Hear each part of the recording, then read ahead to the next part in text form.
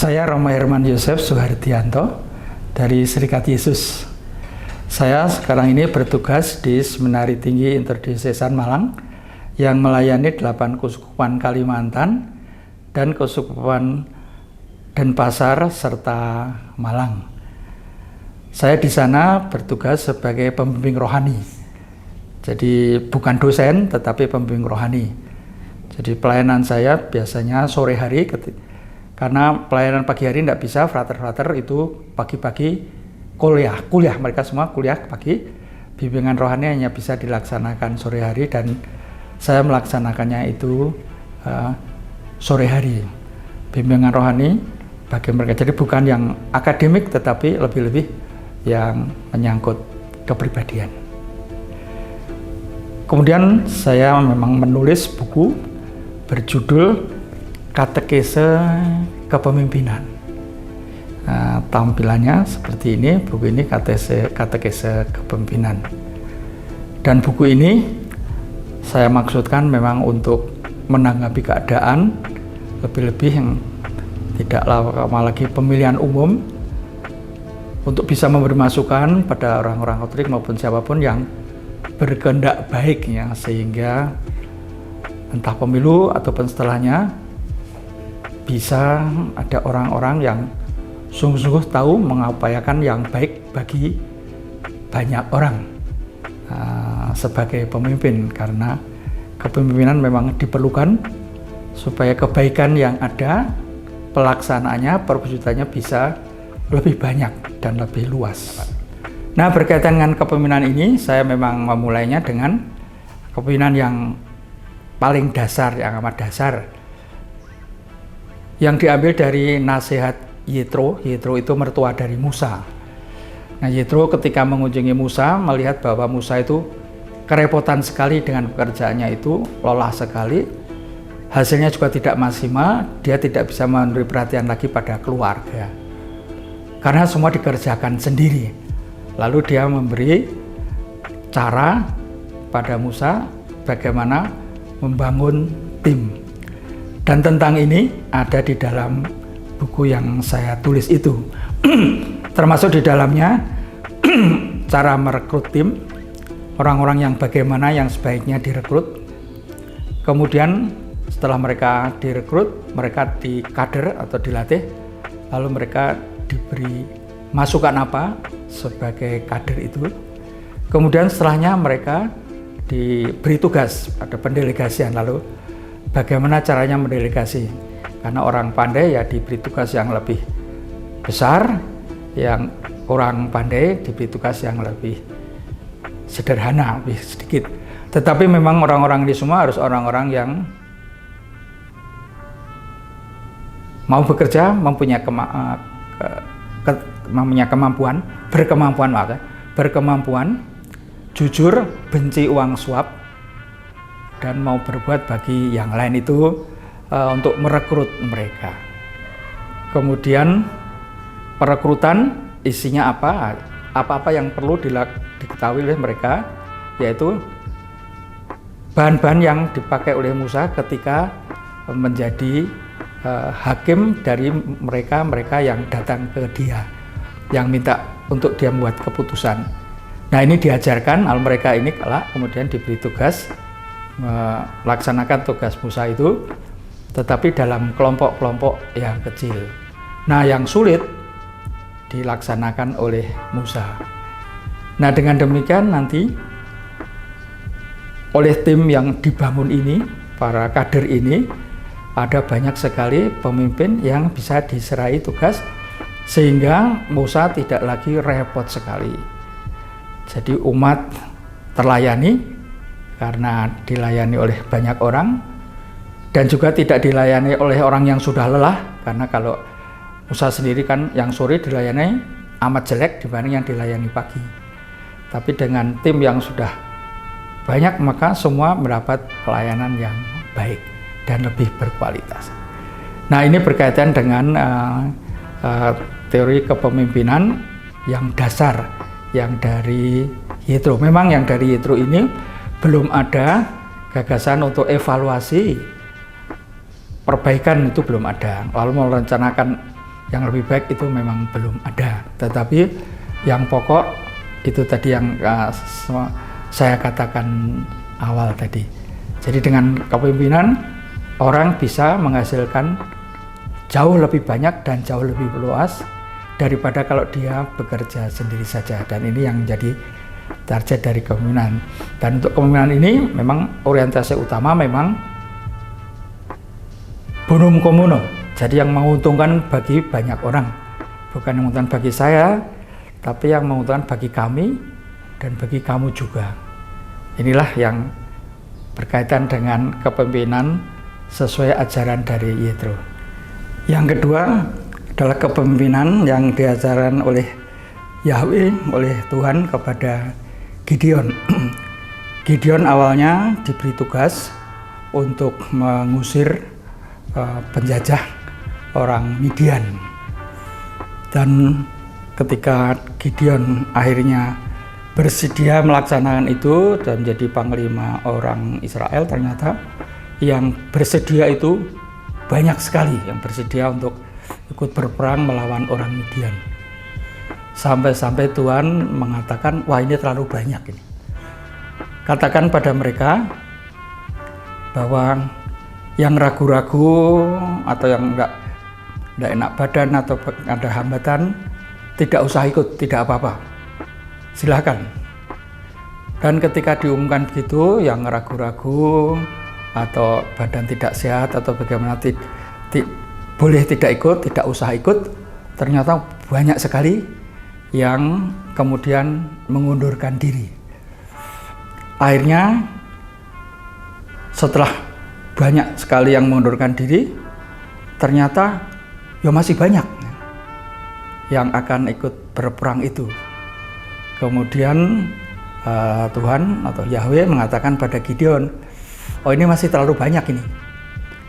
Kalau nanti menang, mereka bisa menepuk dada mengatakan ini hasil kami, prestasi kami mengusir orang Midian. Saya tidak mau mereka sombong seperti itu.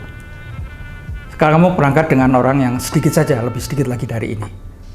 Saya akan kasih tahu kamu nanti. Untuk itu sekarang saya akan kasih tahu kamu nanti siapa yang boleh berangkat.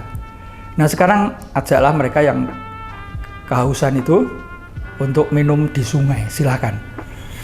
Lalu orang-orang Israel tadi yang banyak itu diajak ke sungai untuk minum karena itu mereka haus sekali. Nah di antara mereka yang minum ini ternyata ada yang saking hausnya, kalau mereka langsung minum seperti anjing itu, mengambil air langsung dengan mulutnya. Banyak sekali yang seperti ini. Tetapi juga ada di antaranya yang waktu minum tidak langsung tetapi dia mengambil air itu dengan tangannya. Dia mengambil air itu dengan tangannya lalu baru meminumnya. Yang ini jauh lebih sedikit dibanding yang langsung mengambil dengan mulutnya seperti anjing itu. Setelah semua selesai, kemudian Yahweh berkata atau Tuhan berkata kepada Gideon, yang mengambil air dengan mulutnya seperti anjing itu boleh pulang, suruhlah mereka pulang. Kamu berangkatlah dengan mereka yang mengambil air dengan tangan ke mulut. Lalu Gideon menyuruh yang mengambil air dengan mulut untuk pulang, lalu yang mengambil air dengan tangan itu disendirikan, lalu akan berangkat dengan itu. Yahweh mengatakan, berangkatlah dengan itu, aku akan menyerahkan musuh kepadamu.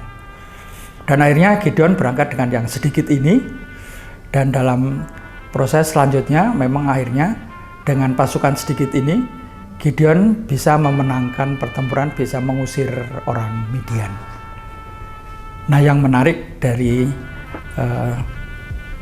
nasihat Tuhan ini, caranya Gideon merekrut. Jadi Gideon diberitahu caranya merekrut orang yang sedikit. Kalau pakai istilah sekarang, Gideon diberitahu caranya merekrut pasukan elit.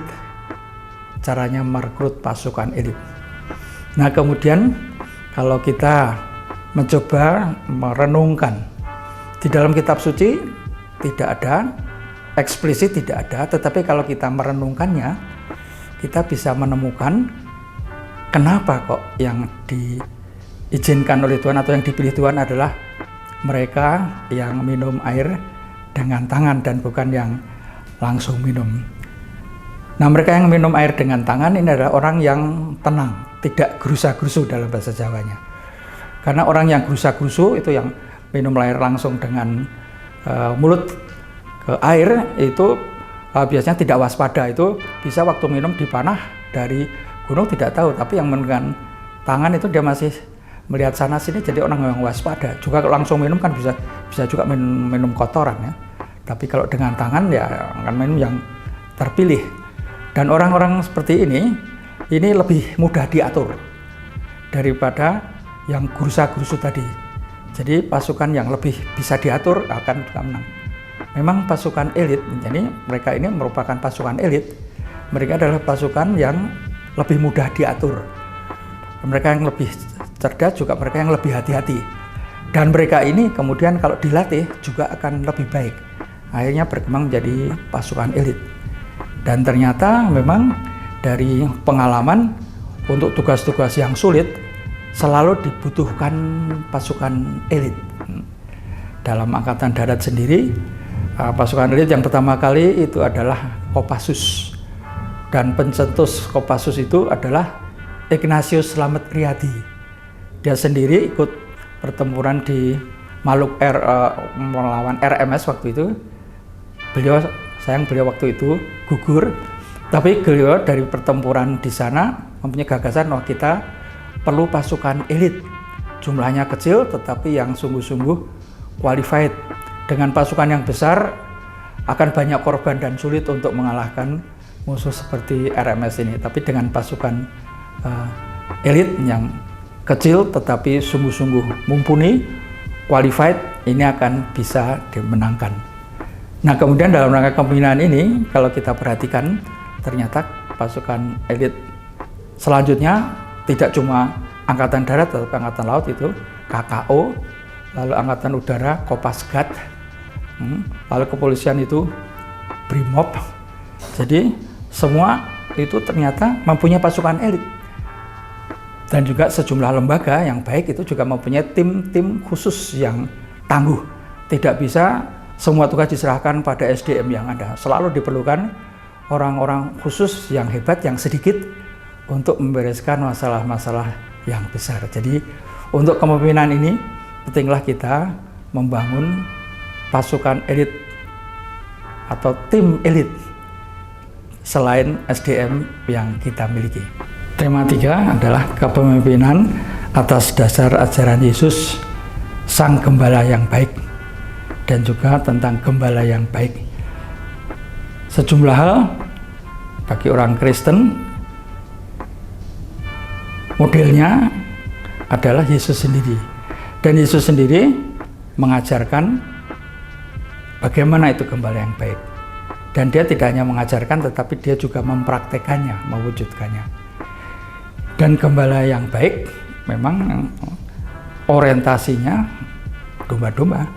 Jadi yang penting buat dia adalah domba-domba itu, bukan dirinya sendiri atau yang lain, tetapi domba. Jadi orientasi pokoknya domba-domba.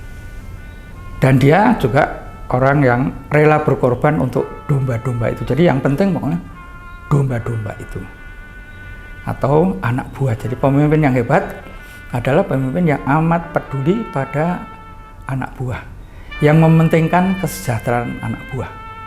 Bukan dia kaya atau apa, tetapi kesejahteraan anak buah. Nah, pemimpin yang baik sesuai ajaran Yesus adalah orang yang mengenal Bapa. Mengenal Bapa itu artinya mengenal kitab suci atau ajaran dari Allah atau dari Yesus, tahu ajaran-ajaran Kristiani. Jadi mengenal Bapa artinya tahu ajaran-ajaran dari Bapa, tahu sabda Bapa, mengenal Bapa dan mewujudkannya. Kemudian dia juga dikenal Bapa. Kalau orang merasa dikenal Bapa, dicintai oleh Allah, biasanya orang itu merasa ayem, percaya diri, ya, tidak ragu-ragu. Dia akan melakukan yang baik, tidak cari muka. Itu kalau orang merasa dikenal oleh Bapa atau Bapa dekat dengan dia. Selain itu, pemimpin ini juga mengenal domba-domba. Jadi pemimpin yang kenal anak buah. Pemimpin yang kenal anak buah tahu kebutuhan anak buah sehingga bisa mengarahkan apa yang dibutuhkan anak buah. Tapi bukan hanya itu, pemimpin yang baik juga dekat dengan anak buah sehingga anak buah bisa berbicara dengan mereka, bisa mengetahui apa yang dibutuhkan atau keprihatinan anak buah. Jadi dengan mengenal anak buah dan dikenal anak buah, ada kedekatan pemimpin dengan anak buah sehingga komunikasi bisa berjalan dengan lancar, kepemimpinan juga bisa berjalan dengan baik. Nah, berkaitan dengan ini, kalau di Indonesia ini sering saya senang contoh-contoh ini adalah Sultan Hamengkubuwono IX itu. Buku biografi beliau kan judulnya Tahta untuk Rakyat. Jadi dia memang mengupayakan dari kehidupannya itu terbukti banyak hal yang dia buat itu untuk rakyat semua. Jadi kekuasaannya tidak untuk cari kuasa, cari harta, tetapi untuk bisa melayani rakyat. Yang utama adalah rakyatnya. Cerita-cerita yang amat menarik luar biasa dari beliau untuk rakyatnya itu ada banyak. Beliau ini memang bukan orang Kristen, tetapi amat menghayati ajaran Kristen. Jadi ajaran bahwa Yesus atau pemimpin itu yang bermanfaat untuk rakyat, berjuang untuk rakyat, itu dia laksanakan. Dia tidak pernah mengatakan itu, tetapi dia mempraktekannya. Jadi kalau kita ingin contoh dari itu, kita bisa mengacu pada Hamengkubuwono yang ke-9. Nah, ini kalau berkaitan dengan kepemimpinan, kita mencari inspirasi yang lebih jauh. Jadi selalu pemimpin yang baik adalah bermanfaat bagi rakyat, untuk rakyat, tidak untuk dirinya sendiri, tetapi untuk rakyat. Dan untuk itu memang perlu dia berani berkorban.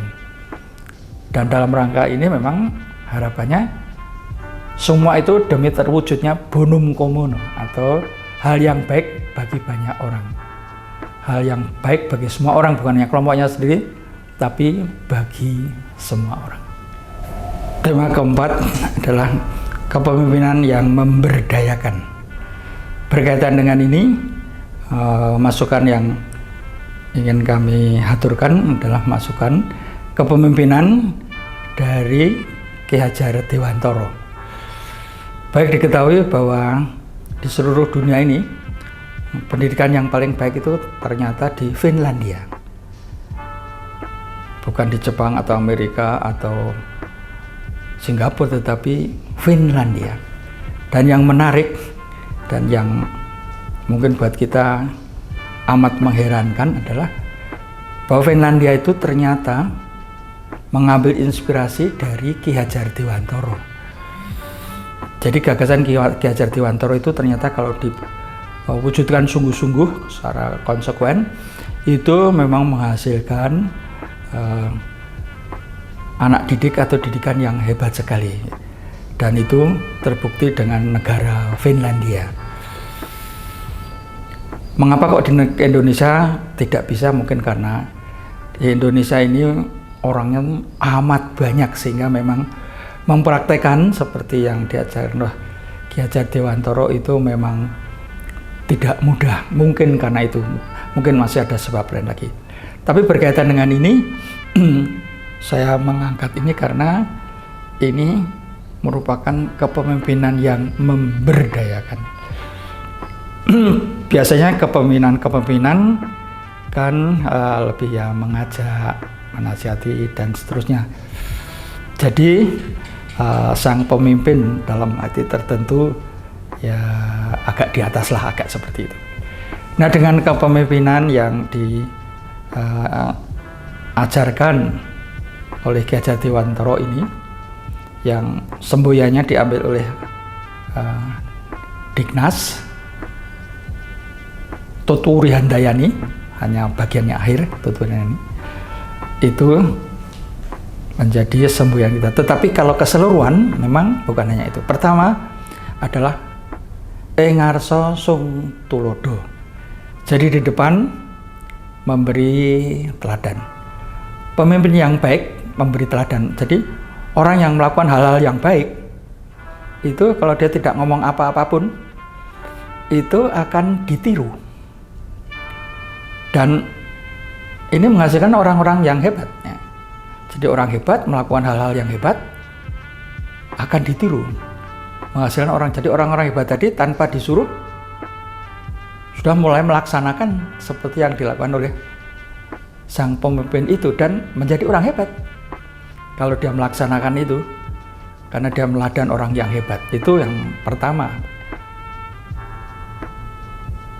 Kemudian yang kedua, ing madya mangun karso, di tengah-tengah memotivasi. Jadi sebagai rekan bukan suruh-suruh tetapi memberi motivasi, menyemangati ya. Kalau orang diberi motivasi, kalau dia bersemangat, dia akan bergerak sendiri. Tidak usah disuruh, apalagi tidak usah diancam, akan bergerak sendiri. Karena dia mendapat motivasi. Dan yang seperti ini biasanya akan berjalan baik karena dia mendapat motivasi sendiri, jadi dirinya sendiri sudah kemudian yang memotori dirinya itu. Kemudian yang ketiga, tutpuri handayani.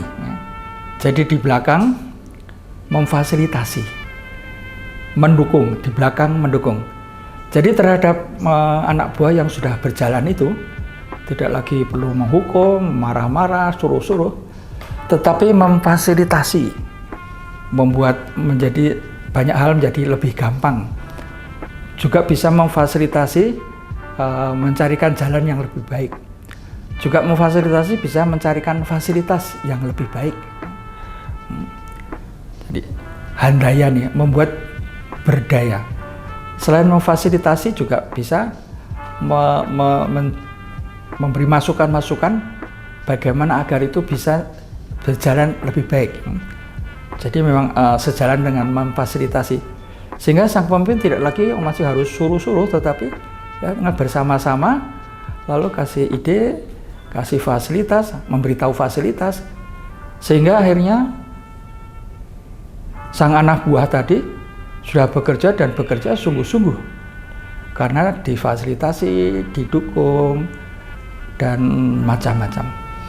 Nah, tiga hal ini memang perlu dilaksanakan memang ya, bersama-sama ya. Hanya teman tadi yang depan ulang, tapi ini dilaksanakan bersama-sama. Ketika ini dilaksanakan bersama-sama, lalu memang ada kelompok yang sudah jadi berdaya dibanding sebelumnya berkat cara kepemimpinan yang semacam ini. Nah, ini yang dari tema keempat yang bisa kita ambil atas dasar inspirasi dari Ki Hajar Dewantara. Sayang kalau malah bangsa lain jadi hebat mengikuti beliau, malah kita yang menjadi asal dari inspirasi ini, negara kita jadi asal inspirasi tidak memanfaatkannya dengan baik.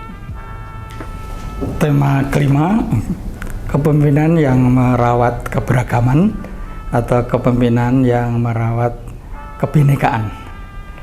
Tema ini merupakan tema yang sekarang ini, belakangan ini amat urgen. Dewasa ini dan selanjutnya kita akan semakin bergaul dengan banyak orang, banyak pihak. Kita kemarin mungkin bergaul dengan orang-orang Indonesia, tetapi sekarang mau tidak mau kita bergaul juga dengan orang non-Indonesia. Jadi baik orang Indonesia maupun siapapun, kedepannya akan bergaul dengan tambah banyak orang. Tambah banyak orang, tambah banyak etnis, tambah banyak bahasa, tambah banyak budaya dan seterusnya. Dan kita tidak bisa menghentikan ini bahkan akan semakin. Nah, menghadapi ini perlulah memang ada pemimpin yang menjaga, melestarikan atau merawat keberagaman atau kebinekaan ini. Tanpa ini tidak mungkin. Maka pemimpin yang bisa merawat keberagaman, menjaga keberagaman, itu amat diperlukan dan semakin diperlukan. Tidak mudah tetapi diperlukan dan semakin diperlukan. Nah, berkaitan dengan ini, saya memang di dalam buku sudah menyajikan kalau memproses apa saja yang perlu ditanyakan, lalu bagaimana jawabnya, ada di dalam buku itu. Tetapi berkaitan dengan sikap-sikap, saya akan menambahkan di sini. Jadi untuk bisa menjadi pemimpin yang merawat keberagaman, itu dia sendiri harus bisa oke dengan keberagaman. Dia bisa tenang di dalam keberagaman. Nah, untuk bisa demikian, syaratnya adalah memang orang itu punya kerendahan hati. Orang itu punya kesadaran bahwa dirinya itu tidak lebih tinggi dari yang lain dan tidak lebih rendah dari yang lain. Kita kan semua kan keturunan dari Adam dan Hawa. Jadi kita ini tidak ada yang lebih tinggi dari yang lain atau lebih rendah dari yang lain. Sebagai manusia, sebagai keturunan Adam dan Hawa, kita ini semua sejajar. Selain itu juga diperlukan kerendahan hati, karena tanpa adanya kerendahan hati pada orang yang sombong akan sulit menyapa yang lain. Hanya orang yang rendah hatilah yang berani menyapa yang lain. Dan menyapa yang lain itu berarti proaktif. Jadi orang yang bersangkutan harus berani proaktif, bukan menunggu, karena kalau hanya menunggu akan sulit. Hanya orang yang berani memulai akan bisa mengalaminya. Jadi untuk bisa memulai tadi, kesadaran diri bahwa sejajar dengan yang lain dan dia bukan yang lebih tinggi, orang yang rendah hati, siap menyapa yang lain dan juga siap mendengarkan yang lain. Hanya dengan sikap seperti ini, lalu kalau ada pertemuan dengan yang lain, itu bisa berjalan dengan baik. Kalau tidak, orang entah cenderung marah atau orang cenderung meninggalkannya. Nah, sikap yang semacam ini juga perlu diajarkan kepada anak buah. Ya, agar anak buah tidak sombong, anak buah rendah hati, dan anak buah juga berani berinisiatif. Bukan hanya menunggu, tapi berani berinisiatif.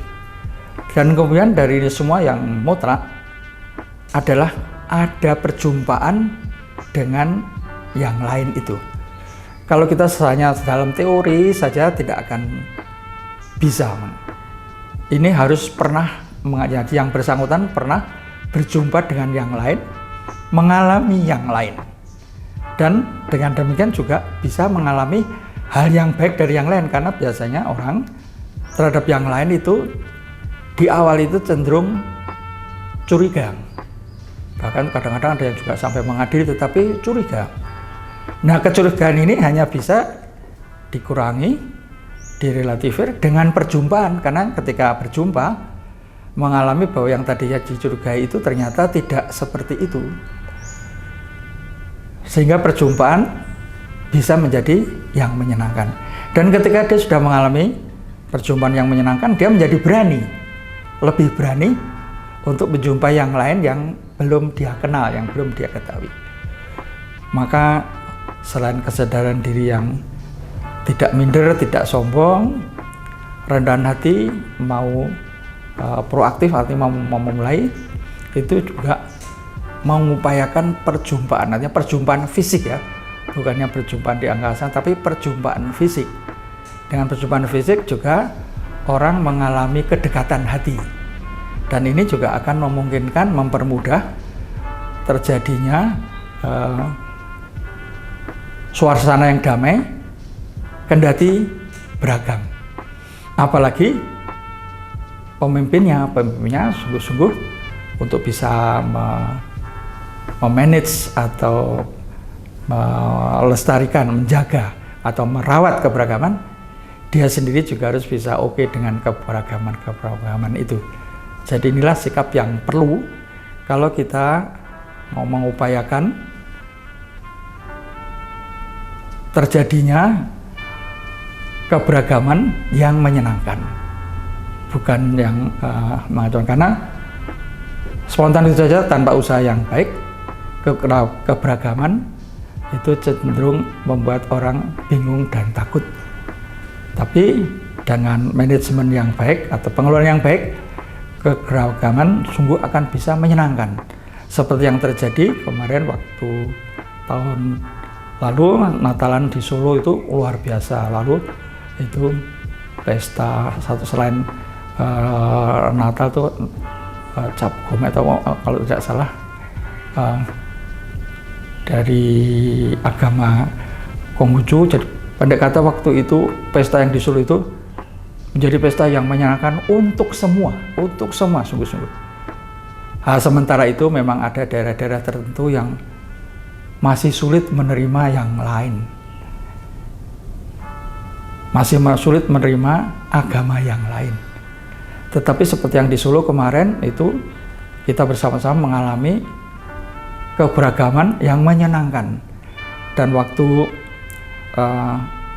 rapat di Bali, di mana Indonesia menjadi ketua G20, itu keberagaman sungguh-sungguh tampil sebagai sesuatu yang menyenangkan, karena semua mau menerima, baik yang orang Indonesia sendiri maupun yang bukan Indonesia. Semua dengan demikian keberagaman bisa dinikmati. Jadi kalau orang mau terbuka, maka akan bisa mengalami keberagaman. Tetapi memang orang juga harus berani mau inisiatif untuk bertemu dengan yang lain secara fisik. Ini yang mungkin bisa kita ambil untuk menjadi pemimpin yang merawat keberagaman.